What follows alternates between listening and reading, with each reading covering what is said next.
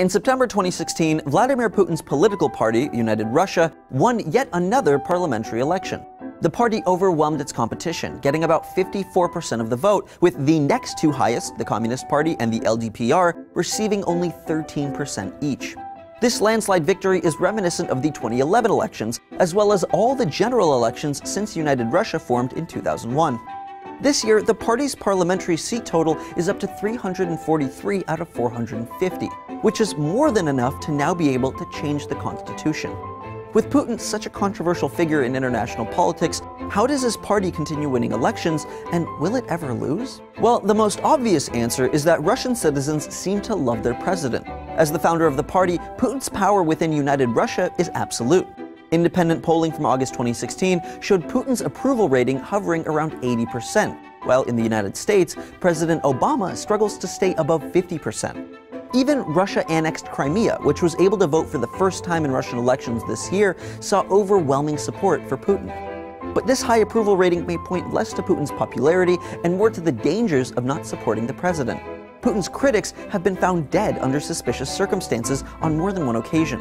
And in one case, an opposition politician was openly assassinated in front of the Kremlin, Russia's seat of government.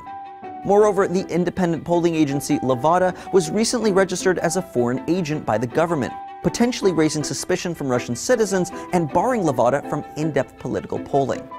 Additionally, Russian elections themselves are far from impartial or fair. During the 2007 legislative elections, European observers noted intense pressure on all sides for voters to vote for United Russia, saying there was not a level political playing field. Moreover, opposition politicians reported instances of ballot stuffing, bribery, and coercion. State-run media is heavily favored towards the party in power, and in 2014 a new law came into effect allowing government officials to block so-called extremist websites. However, a number of independent and opposition sites were taken down using the new law. This 2016 election echoed many earlier complaints. One video showed an official shoving a stack of ballots into a ballot box, and in another part of the country, there were reports of people voting multiple times at different voting stations, known as carousel voting. Russia's independent election monitor, Golos, said the election was far from what could be called really free and fair. This year, voter turnout was exceptionally low, which many have pointed to as a sign of voter apathy in the face of a so-called rigged political system. And despite introducing a new head of Russia's Central Elections Commission in an effort to end these unlawful practices, the newly appointed overseer said that there was no reason to invalidate the vote, despite calling the election not sterile. So, will the party ever lose? Well, with extremely threatening political pressure, a state-run media with a bias, and multiple examples of electoral fraud, it's far from surprising that Putin's party continues to grow in power and scope. Now, with the ability to change the constitution, it's likely that Putin will restrict elections even further in an effort to consolidate power.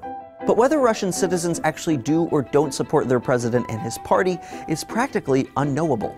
If you're like me and love history, science, and exploration, you should check out Discovery Go to binge watch all seasons, current and past, of your favorite Discovery Channel shows.